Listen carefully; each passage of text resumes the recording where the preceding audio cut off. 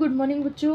हमने एक क्वेश्चन कर लिया था एनएलपीपी का यूनिट 3 का, जिसका मेथड क्या था, सेपरेबल प्रोग्रामिंग एल्गोरिथम। इसको यूज़ करके हमें एनएलपीपी को सॉल्व करना था। एनएलपीपी क्या थी? नॉर्म्ड लीनियर प्रोग्रामिंग प्रॉब्लम। इसका हमने 2023 का क्वेश्चन देख लिया था, अच्छे से समझ में आ गए थे। फर्स्ट स्टेप में आपको क्या देखना है, नॉन लीनियर फंक्शन दे रखे हैं, मतलब वेरिएबल्स के क्या होनी चाहिए, पावर्स होनी चाहिए। पावर मतलब 1 2 3 कितनी भी हो सकती है। अगर उसके 1 के अलावा कोई और पावर है तो वो नॉन लीनियर हो जाएगा। जैसे x1 की पावर 2 है तो ये नॉन लीनियर फंक्शन हो गया x1 स्क्वायर। x2 स्क्वायर भी एक नॉन लीनियर फंक्शन हो गया। कांस्टेंट में हमें कोई नॉन लीनियर दे नहीं रखा तो हमारे पास 2 नॉन लीनियर फंक्शन हो गए। ये हमें आइडेंटिफाई करने फर्स्ट स्टेप में। सेकेंड स्टेप में इनके हमें x1 और x2 के ब्रेकिंग पॉइंट निकालने होंगे। ये कहाँ से निकलेंगे? कांस्टेंट से। कांस्टेंट जो आपको दिया हुआ है उससे हमने ब्रेकिंग पॉइंट निकाले। फिर स्टेप 3, स्टेप 4, स्टेप 5 ऐसे करते करते हमने सिंप्लेक्स टेबल बनाए और आंसर फाइंड आउट किया। अब हम करेंगे 2022 का क्वेश्चन। देखो बच्चा क्या है क्वेश्चन में, find approximate optimal solution of the separable programming problem. ठीक है, एनएलपीपी को सॉल्व करना है सेपरेबल प्रोग्रामिंग एल्गोरिथम से। मैक्सिमम जेड दिया हुआ है आपको, कांस्टेंट दिया हुआ है, मैंने वही बोल दिया था मैक्सिमम जेड ही आएगा और कंडीशंस लेस देन की आएगी, तो इसमें सोचने वाली बात नहीं है। और कुछ नॉन नेगेटिव रिस्ट्रिक्शंस दे रखे हैं। First solution, the given NLPP has कितने नॉन लीनियर सॉल्यूशन है? 1। आपको x1 दिख रहा है ना पास में, और कांस्टेंट में देखो तो x1 के ऊपर पार है, x2 के ऊपर पार है। पार मतलब पावर, एक्सपोनेंट। ठीक है, तो 3 बेसिक नॉन लीनियर फंक्शन है, तो हम क्या बोलेंगे, the given NLPP has 3 non linear function. 3 non linear function. अब देखो मैक्सिमम जेड वाले फंक्शंस को क्या बोलेंगे? एफ, और कांस्टेंट वाले फंक्शन को जी से रिफर करेंगे। ठीक है, तो एफ यूज़ होगा किसके लिए? मैक्सिमम जेड के लिए। तो देखो फर्स्ट फंक्शन के लिए f1 और x1 का फंक्शन है तो x1। f1 x1 कितना दे रखा है? 2x1 minus x1 square. x1 का फंक्शन पूरा एक साथ लिखना है। ठीक है, f2 में कोई है नहीं नॉन लीनियर तो f2 फंक्शन आएगा नहीं। g1 की बात करते हैं। देखो फर्स्ट कांस्टेंट के फर्स्ट वेरिएबल के लिए हम g11 यूज़ करेंगे, सेकंड कांस्टेंट के लिए g12। नेक्स्ट लाइन और होती तो नेक्स्ट कॉन्स्टेंट होता तो उसका क्या होता है? z21 z22 z33। ठीक है, यहाँ पे इसको z11 x1 वेरिएबल है तो x1, इसका क्या है non linear function? 2x1 square, और इस इधर क्या है? 3x2 square. ठीक है, यहाँ तक आपको पता चल गया। सेकंड स्टेप क्या होगा? ब्रेकिंग पॉइंट फाइंड आउट करना है वेरिएबल्स के। कितने वेरिएबल है? 2 वेरिएबल है, x1 x2। जो कांस्टेंट दिया हुआ है उसे लिखो। ठीक है, उसमें पहले x1 को 0 करो तो x2 की वैल्यू आएगी √2 आ रही है। √2 का अप्रोक्स वैल्यू क्या होता है? 1.414। तो हम उसे 2 लेट कर सकते हैं, करना ही पड़ेगा। तो ब्रेकिंग पॉइंट के लिए तो x2 के ब्रेकिंग पॉइंट क्या आ गए? 0 से 2 तक। अब इसमें x2 की वैल्यू 0 रखोगे तो 2x1 स्क्वायर इक्वल टू 6 कितना हो जाएगा? x1 square equal to 3। x1 कितना आ गया? √3। √3 की वैल्यू क्या होती है? 1.714 ऐसे समथिंग कुछ होती है, तो उसे भी हम 2 मान सकते हैं। तो ये x1 इक्वल टू 0 1 2 इसको सेम मतलब कहा है। अब आ जाओ थर्ड स्टेप पर। आपको जो वेरिएबल दे रखे हैं सबसे पहले उसका नाम राइट करना है x1। उससे रिलेटेड कोई फंक्शन है क्या? हाँ, यहाँ पे एक फंक्शन आया था f1 x1। ठीक है, उससे रिलेटेड कोई कांस्टेंट में फंक्शन है क्या? हाँ, x1 का एक फंक्शन आया था g11 x1। ठीक है, अब उसका वेट, ये तो हो गई x1 की बात। x2 की बात करते हैं। x2 से रिलेटेड f फंक्शन कोई नहीं आया था, g फंक्शन आया था x2 से रिलेटेड g12 x2, वो हमें लिखना है, फिर उसका वेट। ठीक है, तो x1 के ब्रेकिंग पॉइंट को उसके नीचे, x2 के ब्रेकिंग पॉइंट को उसके नीचे। अब इन फंक्शंस में क्या करना है, जो ब्रेकिंग पॉइंट है ना उनकी वैल्यू रख करके वैल्यू निकालनी है। जैसे f1 x1 क्या है Bittu? 2x1 minus x1 square. ठीक है, x1 की वैल्यू पहले 0 पुट करेंगे तो दोनों 0 हो जाएगा। 1 पुट करेंगे तो 2 माइनस 1 1 आ जाएगा। 2 पुट करेंगे तो 2 2 ज़ा 4 2 2 ज़ा 4 4 माइनस 4 0। ठीक है, ऐसे ही g11 x1 में पुट करेंगे, पहले ब्रेकिंग पॉइंट 0 है तो 0 पुट करेंगे तो 0। 1 पुट करेंगे तो 1 का स्क्वायर 1 1 मल्टीप्लाई बाय 2 2 2 पुट करेंगे 2 का स्क्वायर 4 4 मल्टीप्लाई बाय 2 8। इसके वेट को कैसे राइट करना है? देखो W11 W12 W13, सेकंड वाले के लिए W21 22 23, ठीक है। G12 X2 में वैल्यू पुट करेंगे इनके ब्रेकिंग पॉइंट की तो ये आ जाएगा। तो थर्ड स्टेप में आपको कोई दिक्कत नहीं आनी चाहिए। यहाँ तक आने के बाद आपको बस इनसे क्या बनानी है, इक्वेशंस बनानी है। जैसे x1 की वैल्यू क्या होगी, 0W11 plus 1W12 plus 2W13। फिर F1 x1 की वैल्यू क्या होगी, F1 x1 equal to 2x1 minus x1 square equal to 0W11 plus 1W12 plus 0W13। ऐसे G11 x1 equal to 2x1 square equal to कितना होगा, 0W11 plus 2W12 plus 8W13। मतलब इनकी values को इनके वेट के साथ मल्टीप्लाई करना है, देन इन सबको ऐड करना है।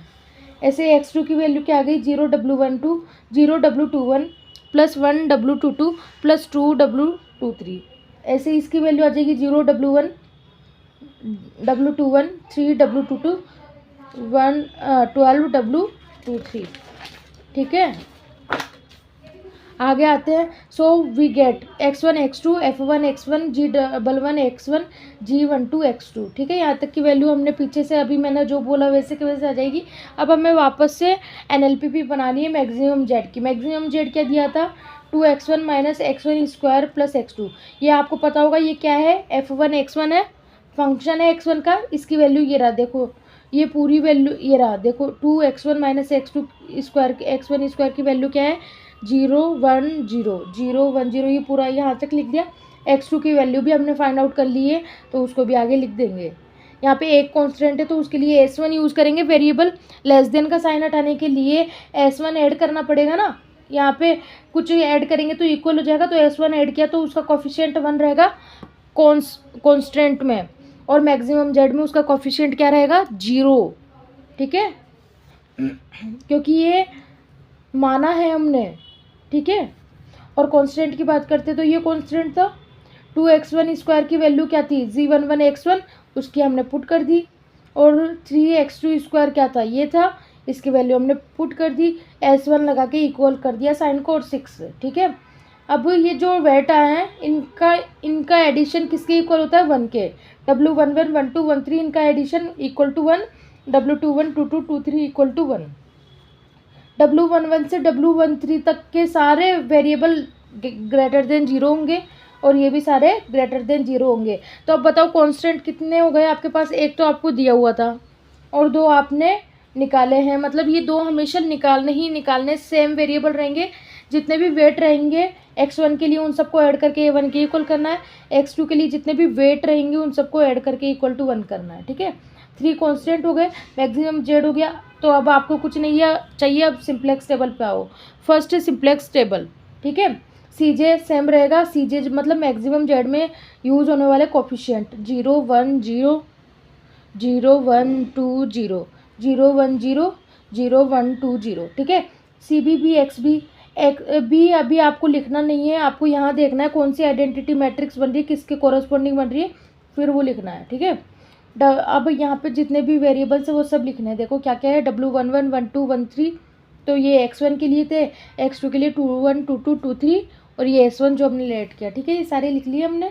अब इनसे रिलेटेड कॉन्स्टेंट से देख करके आपको क्या लिखना है, कोफिशिएंट। सबसे पहले फर्स्ट कॉन्स्टेंट कौन सा, ये 0 2 8 0 3 12 1 0 2 8 0 0 2 0 2 8 0 3 12 1 0 2 8 0 3 12 1, ठीक है। सेकंड कांस्टेंट ये है 1 1 1 1 1 1, आगे वेरिएबल्स है नहीं तो 0 0 0 0। इसमें देखते हैं 2 1 से स्टार्ट हो रहा है तो 2 1 के नीचे 1 1 1, s1 नहीं है तो 0 और आगे के नहीं है तो 0, ठीक है। अब देखो आइडेंटिटी मैट्रिक्स 1 0 1 0, तो s1 0 1 0 0 1 0 क्या दे रखा है, W11 W11 0 0 1 W21 W21, ठीक है। इनके वेरिएबल ऊपर देखना है आपको 0 0 0, तो 0 0 0, ठीक है। अब ये कहाँ से आया, ये जो आपके RHS पार्ट में दिया हुआ है ना 6, और इन दोनों के RHS पार्ट में 1 1, तो 6 1 1। अब ZJ माइनस CJ निकालेंगे, 0 multiply by 0 plus 0 multiply by 1 plus 0 multiply by 0 all over 0 minus 0 तो 0 माइनस 0 तो 0, ये सब भी 0 हो जाएंगे इनके मल्टीप्लाई से, -1 -1 0 0 -1 -2 0, ठीक है। तो अब आपको देखना होता है मोस्ट नेगेटिव, ठीक है। मोस्ट नेगेटिव आपको क्या दिख रहा है, -2 दिख रहा है, तो कौन एंटर करना चाहिए, W23। W23 तभी एंटर कर पाएगा बेटा जब W21 हो सकता है, लेकिन W22 हो सकता है, लेकिन W21 नहीं हो सकता। मतलब W23 का नेबरिंग कौन है, W21। तो ये हो सकता है नेबर को ये एग्जिस्ट कर सकता है, मतलब नेबर को ये बर्दाश्त कर सकता है, बट अगर कोई फॉरेस्ट एलिमेंट इसके बेसिस में होगा ना तो वो उसको बर्दाश्त नहीं कर सकता। जैसे W21 है, W21 उसके बेसिस में नहीं होना चाहिए। देखो यहाँ पे बेसिस में है क्या, ये W21 है, तो ये W23 एंटर नहीं कर सकता यहाँ पे। अगर W23 को एंटर करवाना है तो इसको निकालना पड़ेगा। अगर W21 निकल रहा है तो हम किसको एंटर करवाएंगे, W23 को। चेक करते ही निकल रहा है कि नहीं। W23 का कॉलम ये वाला है और XP का कॉलम ये वाला है। डिपार्टिंग वेक्टर के लिए क्या करते हैं, डिवाइड करते हैं, मिनिमम रेशियो देखते हैं। 6 / 12 कितना आएगा, 1/2, मतलब 0.5। 1 / 0 ये तो ये इन्फिनाइट हो गया, ये तो कोई काम का नहीं है। 1 / 1 1 आ रहा है, तो 0.5 सबसे मिनिमम है। S1 निकल रहा है, ये तो निकल ही नहीं रहा, तो हम किसको एंटर नहीं करवाएंगे, W23 को एंटर नहीं करवाएंगे। तो अब आपके पास ऑप्शन है -1 -1। आप किसी को भी एंटर करवा सकते हो ये देख करके कि उनका कोई नेबरिंग एलिमेंट, फॉरेस्ट एलिमेंट नहीं होना चाहिए, दूर का एलिमेंट नहीं होना चाहिए। W22 तो आराम से एंटर कर सकता है क्योंकि ये दोनों ही इसके नेबरिंग एलिमेंट है। W24 तो है ही नहीं ना, तो W21 W23 दोनों होंगे तो कोई दिक्कत नहीं होने वाली है। तो हमने W22 को एंटर करवा दिया, ठीक है। W22 को एंटर करवा दिया, तो बताओ डिपार्टिंग वेक्टर कौन सा होगा, 6 / 3 कितना आएगा, 2। इसको देखना नहीं है। 1 / 1 कितना आएगा, 1। तो 2 और 1 में से मिनिमम 1 है ना, तो कौन बाहर जाएगा, W21। तो यहाँ तक तो कोई डाउट होना नहीं चाहिए आपको। Entering vector is W22 and departing vector is W21। अब आपको एंटरिंग डिपार्टिंग पता चल गया, ठीक है। ये रामायण मैंने यही लिखी है कि यहाँ पे -2 मोस्ट नेगेटिव है, लेकिन वो एंटर नहीं कर सकता क्योंकि देयर इज क्या है, जो भी है, ठीक है। तो हमने एंटरिंग डिपार्टिंग का पता चल गया। अब सेकंड टेबल पे आओ, ठीक है। सेकंड टेबल में क्या करना है, अब देखो की एलिमेंट कौन सा होता है आपको मैंने अच्छे से बता रखा है। ये एंटर कर रहा है, ये डिपार्ट हो रहा है, तो कॉर्नर यहाँ बन रहा है। ये क्या है, की एलिमेंट को हमेशा 1 बनाना होता है, तो उसकी रो को उस नंबर से मल्टीप्लाई करते हैं ताकि 1 बन जाए। तो ये ऑलरेडी 1 है, तो ये वाली रो सेम आ जाएगी। इसके ऊपर वाला 0 ऑलरेडी 0 है, तो ये वाली रो भी 0 आ जाएगी। इसको और 0 बनाना है। 0 बनाने के लिए इसमें क्या करना पड़ेगा, करेक्शन करना पड़ेगा ताकि हमें न्यू फर्स्ट रो मिल जाए, ठीक है। तो देखते हैं, देखो ये वाली रो सेम लिखी है मैंने, ये वाली रो सेम लिखी है। अब ये वाली रो मुझे चाहिए, तो ये वाली रो इस वाली रो की हेल्प से मिलेगी। क्या है, 6 0 2 8 0 3 12 1 6। देखो कैसे निकालते हैं, मैं आपको बता देती हूँ वापस। देखो क्या है वैल्यू, वर्टिकली लिखना है जो लास्ट रो में थी। जैसे 6 0 2 8 6 0 2 8 0 3 12 1 0 3 12 1। हमें 3 को 0 बनाने के लिए इतना कुछ कर रहे हैं, ठीक है। अब इसमें से माइनस करेंगे, इन सब में से क्या माइनस करेंगे, जस्ट की एलिमेंट के ऊपर वाला रो जो उस कॉलम में आता हो, कॉलम वाला एलिमेंट जो उस रो में आता हो, क्या है 3, तो -3 3 3 3, ठीक है। अब मल्टीप्लाई करेंगे, क्या मल्टीप्लाई करेंगे, जो न्यू रो बनी थी, न्यू रो ये थी, इसको 1 बनाने के लिए क्या क्या था, 1 0 0 0 एज इट इज़ लिख दिया था क्योंकि वो ऑलरेडी 1 थी। 0 1 0 0 1 0 0 1 1 1 0 1 1 1 0। सॉल्व करते हैं, ठीक है। 1 × 3 3, 6 - 3 3। ये 0 है, इधर भी 0 है, 0। ये 0 हो जाएगा, क्या बचेगा 2। ये 0 हो जाएगा, क्या बचेगा 8। ये 3 1 से 3 माइनस का है तो -3, यहाँ पे माइनस है, ठीक है। 3 1 से 3 3 - 3 0। 3 12 में से 3 गए तो 9, ये 0 हो जाएगा 1। तो क्या आ रही है वैल्यू, 3028। ये देखो इधर 3028 309 -3091 -3091, ठीक है। तो यहाँ तक कोई दिक्कत नहीं होनी चाहिए। अब मोस्ट नेगेटिव एलिमेंट देखो कि 2 है यहाँ पे, -1 आप कोई सा भी ले सकते हो। मैं ये वाला ले रही हूँ, ये देखो ये लेते हैं W23, तो 21 नहीं होना चाहिए, 21 है भी नहीं, तो आप ये ले सकते हो इजीली, ठीक है। W22 तो नियरेस्ट एलिमेंट है, कोई दिक्कत नहीं आने वाली, नेबरिंग एलिमेंट है। फिर भी मैंने इसको करवा दिया W21 को, W12 को, क्योंकि ये भी एंटर कर सकता है, क्योंकि ये भी इसका नेबरिंग एलिमेंट है, ये भी नेबरिंग एलिमेंट है। इसका W11 और W13 दोनों नेबरिंग एलिमेंट है, दोनों हो सकते हैं।